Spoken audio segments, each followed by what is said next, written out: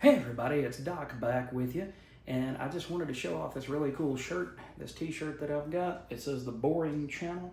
This is another shirt that my wife got for me for Father's Day, and it's a channel with a guy named Kevin on YouTube. And he goes and does these lawn transformations. He'll go out there and cut overgrown yards for free. He'll weed eat, he'll trim, he'll edge, he'll do the whole 9 yards. So not sponsored by him, but it's just one of my favorite channels, and she knew that, so she got that for me for Father's Day. Thank you again, baby, for that present. I love you. All right, guys. Now, we're going to do something a little different today. We haven't done a retro review in a while, so I pulled something off of my wall, and it's Amazing Spider-Man number 64. This copy's a little beat up, a little bit, off-white, but it is beautiful. It's got this amazing John Romita Sr. cover on it, and you get to see the line work. Just, you can't beat these old Romita covers. I've got issue 50 in my collection, but one of them that I'd like to have is issue 52, because those first, I don't know, I would say the first 10 to 12 covers that he did more of a close-up view on Spider-Man, and it made him look bigger. He bulked him up a good bit from what Steve Ditko had been doing. So you get to see that line work, and this was written by Stan Lee, of course, with John Ringadine Romita as the penciler, and Don Heck was actually the finisher, I think, on this issue, and then embellishment by Mickey Demeo, also known as Mike Esposito. So the main gist of this is Spidey's got a busted arm, and the Vulture is not going to take it easy on him, not at all. So you get to see Spidey having to try to fight him off by kicking him, moving him out of the way that way. And for the majority of this book, they stay on a rooftop, and eventually you get to see Spidey. He says, "I got to get him away from me," so he just backhands him. You know, he just hits him with everything he's got, and but he says the force of that swing almost made me topple off the wall. I can't keep my balance while fighting with only one arm. And here he comes again. By the way, one of the coolest things that I saw in this book is this Intel 3 satellite ad for Cheerios, and it's telling you that in 1968 the Intel 3 satellites are going to go up into space, and they're going to hover above the world. They'll be sent up in 1968. Each one can bounce 1,200 telephone calls and 4 TV channels from one side of the earth to the other, all at the same time. They rotate with the earth and always remain above the same spot. They get their energy from solar energy cells. And so it was a Cheerios kid trying to do an ad for Cheerios, but at the same time it was informational. It let these kids know about these satellites. You know, maybe they could ask at school, when they got to school, they could ask their teacher. Maybe their teacher had a TV at home when they didn't, or mom and dad wouldn't let them stay up late enough to watch the news. And so they could learn about things. Not only did they get entertained by these books, but they also got information that just really made things pop.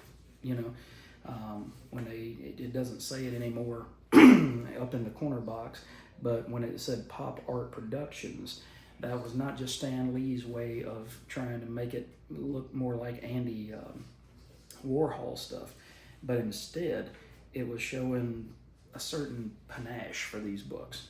And here you get to see some more awesome Romita artwork, as Joe Robertson had jumped in front of a falling piece of chimney to protect J. Jonah Jameson. And so JJJ is yelling at Spidey, and he says, if anything happens to Joe Robertson, I'll never rest until you're caught. You and your kind won't terrorize this city any longer.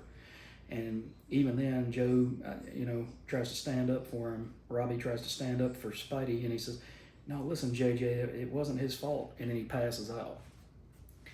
So you also get to see Mary Jane with her new hairstyle. They were really pushing for her to be, a love interest for Peter, even though we all knew that Gwen was his first love and his greatest love. But Spidey once again shows in this issue that he just won't give up. He says, "You know what, I can't. I can't afford to give up, and you know the Vulture's not going to back off. But he said, just because my right arm is hurt doesn't mean that I'm helpless, beak nose. And so he hits him, but when the Vulture is in the air, he can maneuver, but he can also take a lot of the impact of a shot. You know, if Spidey goes and clocks him across the face, the wind, he can kind of fall back against the wind. And so whereas it might have knocked out somebody that was on the ground, somebody that was quote unquote a normal human, then the Vulture can take a lot of that impact out. And he grabs a hold of him, and he says, you know, I'm gonna grab a hold of him, but the Vulture starts pummeling him in midair, you know. And that's the thing, is you can't, you know, if Vulture can fly and Spidey can't fly, he can't hold on to the Vulture indefinitely while taking these shots.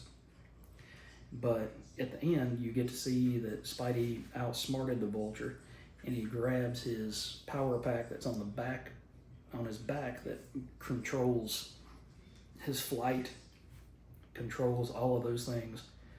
And we're getting to the back of the book, so hard to turn the pages, guys, I'm sorry. And we're left with a cliffhanger that Spidey is laying on the ground, and the crowd is around him, and they say, hey, now is the perfect opportunity for us to see who he is. And I've got issue 65, but we'll save that for another time. But I wanted to go over this quick retro review with you of ASM 64, just another one of those classic Stan Lee, John Romita Sr. issues. And like I said, I love the way the city is drawn. I love the line work that Romita Sr. gave to Spider-Man's body, to Vulture's, you know, costume. It doesn't look like it would be very interesting because it just looks like a green bodysuit that has sort of, you know, waviness to it. But the way that Romita drew this is absolutely perfect. So I hope you guys enjoyed this retro review with Amazing Spider-Man 64.